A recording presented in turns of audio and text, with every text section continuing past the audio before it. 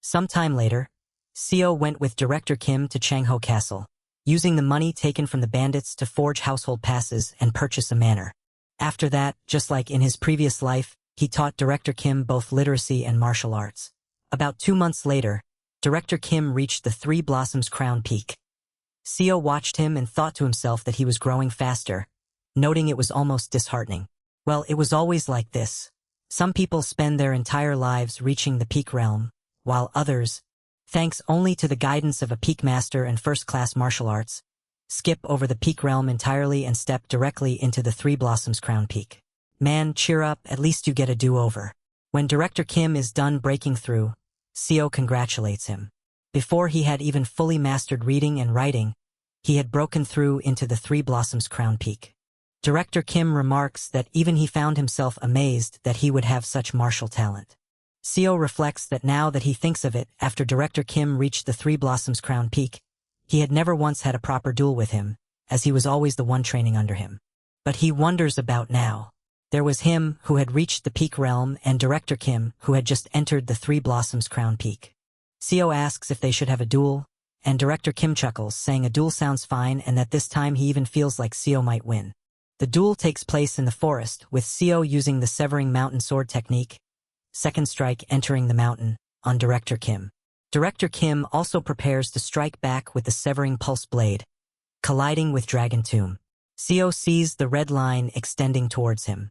He is frustrated and thinks that his blue line was being pushed back, and he needs to evade. No, if he evades, he would keep getting driven backward. Somehow, a competitive will, not to lose, burned inside him. He wondered why. Right, in this life, his chance to beat Director Kim was right now. This was probably his last chance. Director Kim would continue to grow at a terrifying speed. Next time they fight, he will already be so far above him that he wouldn't even be able to look him in the eye. Seo is pushed back by Director Kim. Gritting his teeth, he realizes this anomaly, standing just on the edge of the Three Blossoms Crown Peak, was his last chance to defeat him in this life. Yes, he'll win even if he has to put everything on the line. The sneaky guy throws nails at Director Kim, who is confused by this unusual move from Seo. Seo is pleased with himself as he had broken the rhythm of Director Kim's stance. In terms of actual combat experience, he was ahead. He uses his sword to dig up the ground and creates some sort of smokescreen. And even though Director Kim is alarmed, he smiles, then declares that he would show Seo what being in the realm of the Three Blossoms Crown Peak means. Seo wonders what's happening, as every sense of his is screaming danger, realizing with a jolt that something big is coming. Director Kim holds his blade in the air, which looks like a lightsaber, and unleashes his blade force towards Seo. Seo knows that if he took that head-on, he'll be cut apart. But he still stands still and prepares to counter with the Severing Mountain Sword technique he has trained in. It's a peerless martial art created by the prodigy Director Kim, who once reached the Five-Path Core. He executes Severing Mountain Sword Empty Valley Echo. The whole forest is shaken and explodes from the violent clash of titans. As the dust-filled air begins to clear up again, we see Director Kim, who is impressed. Seo is also in disbelief. He had withstood his counterattack. He noted that normally, his blade should have shattered and he would be sent flying back. Director Kim admits that it seems this was his defeat, adding that since his weapon was broken, that was a disgrace for any martial man. Still, he acknowledges that Seo is quite skilled and seasoned.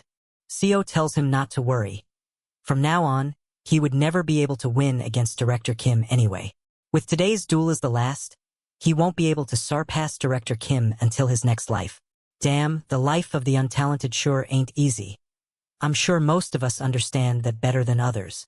When they return to the manor, Seo then mentions that now that Director Kim has reached the Three Blossoms Crown Peak, he had prepared a gift. Director Kim asks if the duel just now wasn't his gift. Is there something more? Seo walks up to him and presents it. It's a stack of books. Seo explains that this is a martial arts manual called Record of the Martial Arts Surpassing Through Cultivation and Leaps, which he had bought from an old man who said the minimum entry requirement was the Three Blossoms Crown Peak. He added that he tried reading it but couldn't make sense of it, so he was giving it to him. Director Kim expresses that this is truly a fated encounter, and that he will gratefully study it. Time passed. After finishing his literacy lessons, Director Kim devoured all 6 volumes of the record of the martial arts surpassing through cultivation and leaps. For months later, Seo returned home excitedly, calling out to Director Kim that he had brought back money. And because he caught a big target this time, the bounty was hefty. Looking around, he wonders what had happened and if he was gone. Sensing no sign of his presence and realizing he must have left the house entirely. Suddenly, Director Kim reappears out of thin air, laughing. Seo is so shocked that it feels like his eyes are about to pop out of his head. Director Kim explains that he tried one of the techniques written in the record of the martial arts surpassing through cultivation and leaps. He asks if Seo really couldn't detect him at all. He calls the book truly a supreme martial manual. Seo gasps at this strange technique, remembering that in his past life, Director Kim only used it after reaching the 5-path core, yet now in this life, not even a year after regression, he's already able to use it. Director Kim laughed, saying it was just one of the techniques recorded in the book, noting that for even someone at the peak realm like Seo not to sense it with intent, he could assassinate anyone. Seo thought to himself that, as expected, talent is everything. Director Kim then shares that he plans to roam the martial world to gain real combat experience, asking if Seo would come along. Seo paused, declining the offer to go to the martial world. When asked why, he explains that he thinks he needs to stabilize his realm in the peak a little longer. Director Kim agrees, noting that he's still at the early peak realm and not yet able to use sword threads. Seo confirms that, but adds that he has also taken an interest in the Imperial Court. Director Kim is surprised by his interest in the Imperial Court. Seo explains that if he serves in the government office, then one day it might help Director Kim, who is active in the martial world. Touched, Director Kim expresses his sincere gratitude. Bro just doesn't want to tag along and watch Director Kim get stronger with his superior talents. Thus, they decided to part for a while.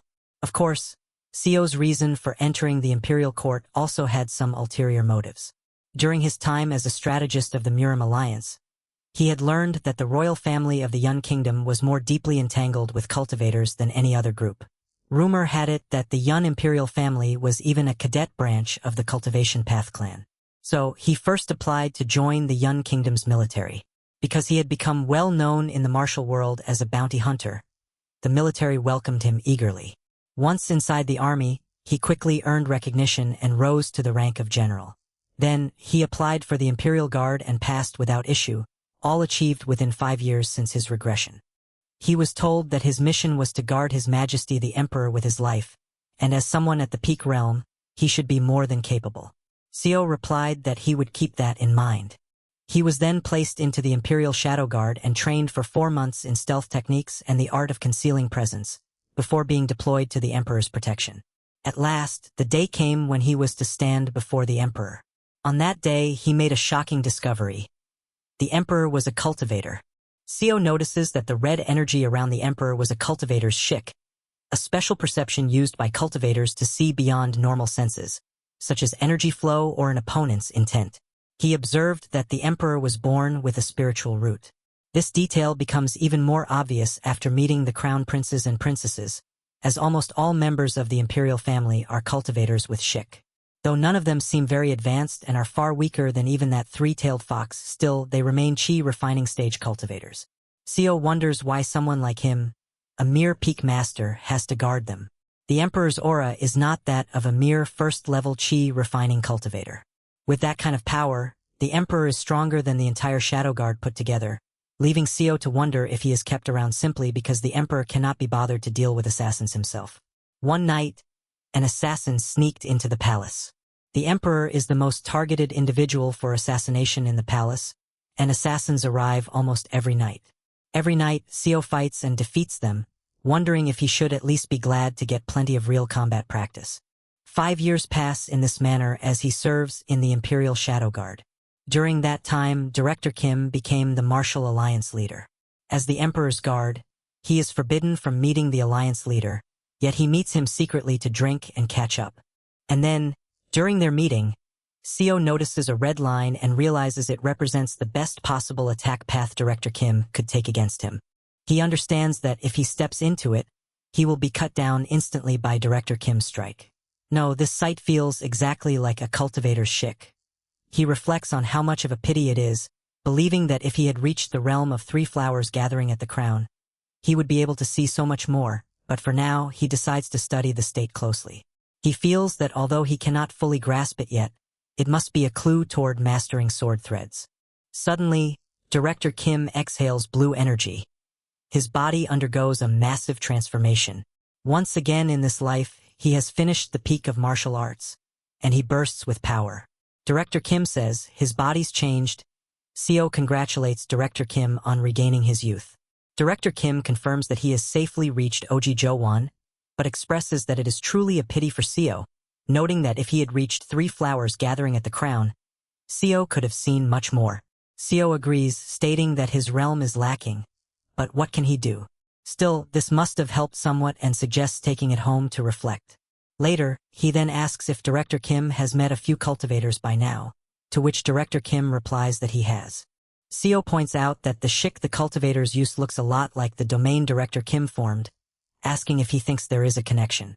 Director Kim agrees, stating that within his domain, he feels he could fight evenly with chi refining cultivators, speculating that those who have reached Oji Jowan share a perspective similar to cultivators. Seo realizes that martial artists at Oji Jowan can cultivate like them. Just as a first-rate master and a peak master see entirely different dimensions, the gap between the peak realm and Oji Jowan must be beyond imagination. He reflects that what he saw that day will help him when he eventually ascends to Oji Jowan. That day, after learning from Director Kim, he returns to the palace, and a few days later, while he was on guard duty, another assassin appears. He recognizes the assassin as a peak master. A dagger was thrown towards him, but he manages to deflect the attack. Assessing from the assassin's aura, Seo can tell that he has only just entered the peak realm.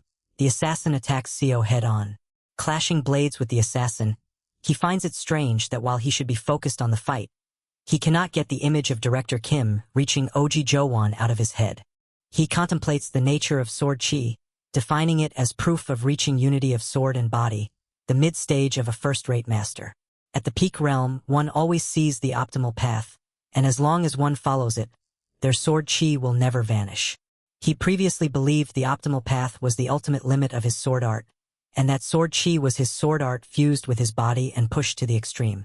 However, he pauses, realizing something does not fit. If that were true, even the Jiangshi controlled by cultivators should be able to use sword chi if they learn sword arts. He realizes that sword chi is not just sword art, but that its true core is the martial artist's will, meaning the red and blue lines were not just attack paths or enemy intent, but the martial artist's will and the direction of their intent. Damn, bro is thinking about all this mid-fight. The moment he realizes this, a strange feeling surges through the hand holding his sword, feeling as if blood vessels are sprouting from the blade and piercing into his skin. The assassin approaches and uses an attack, but Seo, who seems to be breaking through, calmly slices through the enemy's attack. This attack is so great that it exposes the beautiful face of the assassin hidden behind the mask. The assassin is sent flying and spinning in the air. She crashes to the floor. He realizes this is not the end, and that he will keep pouring sword intent into it. The female assassin is shocked at what she is seeing. Seo says he can manifest it into reality as sword threads. About 10 years after reaching the peak realm, he advances to its mid-stage and finally masters. The female assassin stares in confusion as Seo approaches her with his sword drawn. He notices that she has a familiar face. Seo remembers her as one of the emperor's new handmaidens. He praises her for being a peak master at such a young age. She is a talent that could surely reach the 3 crown flowers gather stage if she were allowed to live. Kneeling on the polished floor, she sees his silhouette. She recognized him immediately and gasped, asking if he was the infinite fighting spirit. Seo acknowledged her statement, explaining that 10 years ago he had indeed been known as the infinite fighting spirit. However, over time, the people of the Yun Kingdom began referring to him as the infinite fighting monster instead. Tears welled in the woman's eyes as she grieved her lost sibling, weeping that her little brother was far more talented than her, but died because of the bee-starred emperor. Unmoved by her anguish, Seo stood firm, stating that appealing to his emotions is entirely useless. He tells her that the strict principle of his position was to execute assassins on the spot. And right after, other guards surged forward to surround the area, shouting that it's another assassin attack. The desperate woman cried out to him, insisting he was making a mistake and that the common people were dying because of the emperor's orders. Without letting her finish her final words, he unalive her. He apologized to her, but in his position, being swayed by an assassin was also a grave crime. Since when did bro become this ruthless? Seo felt a subtle pang of regret for ending such remarkable talent with his own hands. Alongside his colleagues, he promptly set out to clean up the body. Despite the commotion that had occurred just moments prior, Seo noted that the emperor did not stir from his chambers at all. It was no surprise, given that a soundproofing spell was cast directly over the emperor's bedchambers. It was as if the emperor felt no need to conceal his identity as a cultivator, a fact well understood by everyone in the Shadow Guard, as those who reached the status of peak masters could discern a cultivator's domain with their own eyes. The guards simply fulfilled their duties to protect the emperor without complaint, yet Seo could not ignore how assassination attempts had been rapidly increasing lately. The situation seemed peculiar because the Yun Kingdom was currently enjoying an era of peace and prosperity under the emperor's rule. Though impoverished citizens remained, there had been no instances of ordinary commoners falling into ruin and turning into bandits. He pondered who could possibly be sending assassins after the emperor so persistently, especially given that this latest assassin was from the Yun Kingdom and even knew his specific title. Examining a weapon, he noticed it was coated with a potent poison. Still, he decided to take his time to figure everything out, remembering that his true purpose for coming to the Imperial Palace in the first place was merely to gather information about cultivators. 10 years passed as he steadily performed his duties as a guard, eventually earning the emperor's trust. At the same time, he used the authority he acquired to dig up information from every corner of the Imperial Palace. Although classified documents remained out of reach, he pieced together accessible files from government offices, successfully finding a clue regarding the cultivator clans. He's finally managed to locate the region where the cultivator clans reside. Reflecting on his progress, he remarked to himself how much better this was compared to his past life as the Murim Alliance's strategist. Furthermore, due to the real combat experience he gained almost every night against intruders, he felt he could aim for the state of 3 blossoms converge in this life. Turning his attention to the census report, he read that in year 33 of the Heian calendar, by the grace of His Majesty the Emperor, the number of orphans and beggars had greatly decreased. Why, did the orphans get families and did the beggars find jobs, which subsequently eliminated the number of people joining bandit groups? Examining the document closely, he realized it was terribly sloppy because the most crucial part was entirely missing: how the number of beggars had actually decreased. That's what we are all thinking, bro. Did they starve to death? He knew that if such a large number of people had collectively starved to death, his past self would have certainly known about it. It was neither a case of them climbing the social ladder nor relief provided by the emperor to create livelihoods. It seemed as though they had been quietly erased. Even government in a manhwa world is on some shady business. Since there was no famine or war in the Yun Kingdom, the assassin's previous claim that common people were dying because of the emperor's orders echoed back to him. This is shady as F. Seo thinks that the current emperor may not be a saint, but he's at least an average ruler. He asks the question that is still a mystery to all of us. Where did all the so-called erased poor people go? He reasoned that if even government offices could not grasp the truth behind these missing people, it was likely linked to the cultivator clans, as such information gaps were always tied to them. He decided to entrust the investigation beyond this point to Director Kim. At the Murim Alliance, a grand retirement ceremony had been held for Director Kim, the first Murim Alliance Lord. While many lamented his departure, Director Kim looked relieved because stepping down meant he had fully comprehended all 6 volumes of the Record of the Martial Arts surpassing through cultivation and leaps, and was ready to set out to find cultivators. Entering a quiet room, Seo slid open the door, startling Director Kim, who remarked that he thought an assassin had entered due to how stealthy Seo's presence had become.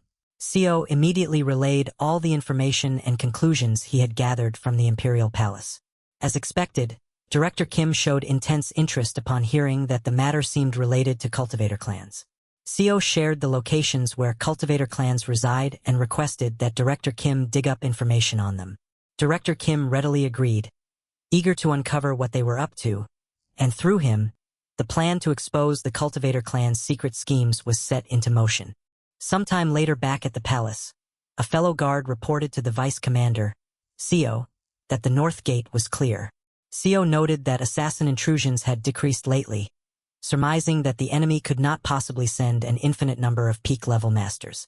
Suddenly, an alarm echoed across the grounds as guards shouted that an assassin was at the east gate. Flames erupted violently through the corridor, consuming a guard who screams out in agony as he burns. A man with blue hair and holding a burning talisman between his fingers observes that all the guards are peak masters. This is such a drag, since he realizes his concealment arts were not working properly due to the guard's annoying perception. Seo is shocked. A cultivator came this time.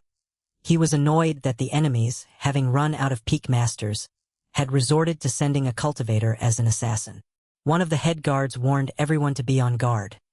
They watched as the intruder sneered arrogantly, mocking the guards as fools for attempting to fight him. The cultivator boasted that the strongest opponents these peak masters had ever fought were merely at the first level of the chi refining stage, whereas he possessed the power of the second level of the chi refining stage. He declared that after killing them all, he would execute the Beastard from a collateral branch of the Mockley clan. The cultivator unleashed a swift, deadly strike on the guards, and as some were consumed by the flames, to his absolute disbelief, Seo effortlessly cut through the flame attack. Looking at Seo's calm posture, the cultivator scoffed, telling him that for someone who had only managed to block a single attack, his gaze was remarkably arrogant, addressing him contemptuously as an insect. Please, if you are seeing this, please, I beg you to smash that subscribe button below to help us reach our goal of 1,000 subscribers before the end of 2026. It will only take a sec to subscribe for more Manhwa Recap content. Thanks for supporting this channel. Back to the story. A sword snapped in two as confusion echoed outside the barrier surrounding the palace. The Imperial Guards wondered what on earth was happening inside, suspecting a barrier was present because of something big and questioning if a cultivator had broken in. Realizing the severity, orders were called out to get reinforcements immediately. On the inside, a fierce battle raged as Seo resolved to cut down his opponent, pushing himself to the limit in hopes of evolving his sword threads into a true sword aura. However, the arrogant cultivator mocked his efforts, reminding him that a mere martial artist's power could never break his defensive spell. Cocky son of a bee. Seo strikes the cultivator's defensive force field again with all his energy and somehow manages to break the barrier, which leaves the cultivator annoyed. The cultivator manages to escape the attack but is slightly wounded by Seo's sword. Seo coughs out blood and thinks that his sword aura, wrung out from all his energy, was undone almost instantly. Seo acknowledges with frustration that without true enlightenment, sword aura could not even last a single second. He is then sent flying away by the cultivator's barrier to the shock of the other guards alive. Enraged by Seo's defiance, the cultivator lashed out with devastating force, stomping on Seo's back, making him cough out more blood and declaring that a mere worm like Seo had no right to talk about cutting him down. The cultivator revealed he had initially intended to toy with him before killing the child from the mockery branch, but changed his mind to run the guard through and crush Seo to death. The talismans changed form into nail-like. Nearby guards cried out for their deputy leader as the cultivator mercilessly stabbed through them. Overwhelming the guards, the cultivator called them worms and told them not to bother interfering, taunting that no matter how hard they resisted, anyone opposing a cultivator would inevitably end up trampled. Lying pinned to the floor, in a pool of his own blood, Seo coughs violently as his organs felt completely wrecked from burning all his energy at once. The cultivator is annoyed he's still alive and stomps down on his hand, crushing it, tauntingly asking if he was begging and declaring he would see how long the worm could last. Though Seo admits in his mind that he might indeed be no different from a worm, lacking extraordinary talent, superior skill, or a grand life, he refused to let his resolve shatter. The cultivator smiles and asks if he's begging. He swore that the years he spent training and the times he endured would not simply vanish. Seo grits his teeth and lifts his hand, which is under that cultivator's foot, to the cultivator's shock. Seo realizes something crucial about his enemy. He noticed that despite his magic, the cultivator had never properly trained his physical body nor measured distance in battle, relying solely on innate talent and standard spells. Seo acknowledges that while he might lose or fall to such a person, he grabs onto the cultivator's clothes. He refuses to believe his years of effort and endurance were wasted, shouting fiercely that a worm's struggle is never meaningless. With just one damaged hand, he pulls the cultivator to the floor. The cultivator recoiled in disgust at his persistence, commanding him to let go. It was then that the cultivator realized he had fallen into a trap. Sio's earlier attempt to break the barrier with his sword aura had merely been a decoy, as he had coated the blade with lethal poison. The cultivator begins panicking as the venom spreads. The cultivator desperately reaches to Sio for an antidote, but Sio refuses to give him the chance, declaring that he would make him taste the full wrath of the worm he had mocked. Sio restrains him tightly, covering his mouth so he could not chant and pinning his hands so he could not form spell seals. As the cultivator is pinned to the floor like a bee, in helpless terror, the other guards alive rush to help finish him off. The defensive barrier finally shattered, allowing the Imperial guards to rush into the area. The shadow guards help carry Sio to his feet. Standing over his dying enemy, the guard remarked that though the cultivator had called him a worm, in death, the cultivator looked no different from one. A few days later, waking up groggily, Deputy Leader Sio coughed as he noticed a figure smoking nearby. Questioning whether it was appropriate to smoke right beside a recovering patient, he was met with the blunt response that tobacco was merely a wholesome herb, a logic that left him bewildered by the realm's medieval medical standards. Sio sat upright, and his companion explained that His Majesty the Emperor had personally dispatched the imperial physician to treat his severe injuries. He should be grateful for his mercy. But Sio was just admiring the physician's superb skills. Sio felt his body lightened and practically wished he could learn the man's healing techniques. While he was staring at his bandaged-up right hand, the officer cautioned him regarding his right hand. Though the physician assured him it was usable, it would never be quite the same again. He also told Sio to not push himself since he had not fully healed. He thinks that having been brutally stomped and gnawed by a cultivator, of course his hand will never be quite normal again. But still Sio remains surprisingly optimistic, simply relieved that he could move it at all, prompting the officer to express admiration for his positive mindset. The officer also informs him that His Majesty was impressed by his spirit and has granted him a reward. He should move to receive it if he can move.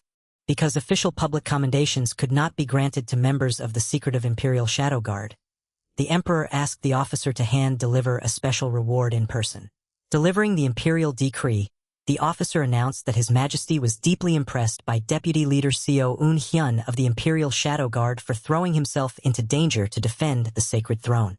As a reward, he presents him with a foundation-building pellet, an item said to be used by legendary cultivators. Bowing deeply, Seo offers his formal thanks, declaring long live His Majesty the Emperor. Upon inspecting the gift, the officer reflects on what he knew about Foundation Establishment pellets. Pills that chi refiners take to reach the Foundation Establishment stage. They only took the essence from it to make this. The officer honestly doesn't understand what it means, but he guesses it is very useful. Seo realizes that the pill given to him was merely made from the leftover dregs after extracting the core essence. Drawing from his past experience working in a medical hall, he recalled how refining elixirs always left behind useless residue. In alchemist slang, collecting those spent dregs after the true medicinal power had seeped out and selling them was politely referred to as being made by extracting the essence. Recognizing that such pills were normally peddled as simple hangover cures or fake tonics to gullible strongmen, he silently noted the Emperor's surprisingly petty side. Yet, the officer revealed a crucial detail. When an ordinary person consumed this pill, it would extend their life by a full 10 years. Seo was stunned, questioning if such an extraordinary effect was truly real. The officer, who was their guard leader, secretly coveted the pellet, but nothing could alter the Emperor's direct gift. Seo decided he would hold off on consuming it until his meridians were more stable, while the officer reminded him never to forget the Emperor's boundless grace.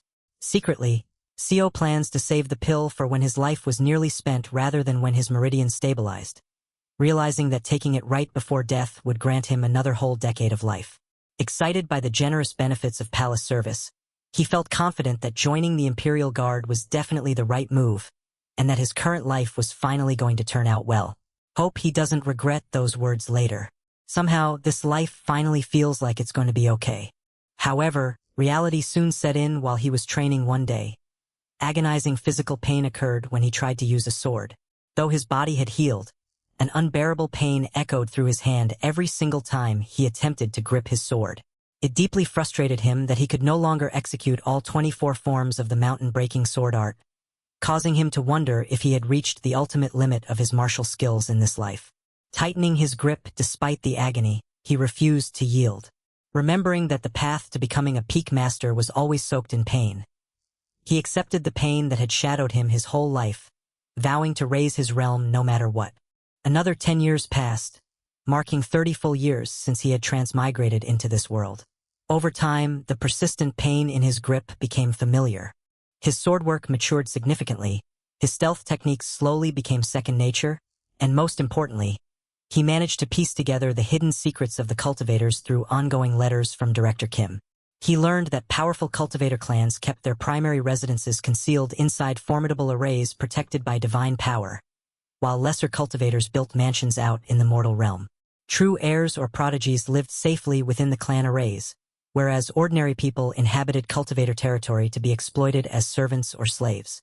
According to Director Kim's latest reports, the Forks repeatedly sending peak masters to attack the Imperial Palace was actually one of those cultivator families. They recruited talented commoners from within their own territory and forcefully trained them into peak masters. The entire picture finally became clear to Seo. The impoverished citizens who had vanished from government ledgers had been abducted into cultivator lands to serve as assassins or forced labor. Furthermore, since the attackers eventually resorted to sending actual cultivators as assassins, it was obvious the Emperor was entangled in a deep power struggle between rival cultivator families. Resolving to distance himself from their political intrigue, Seo decided to focus purely on his own martial arts going forward.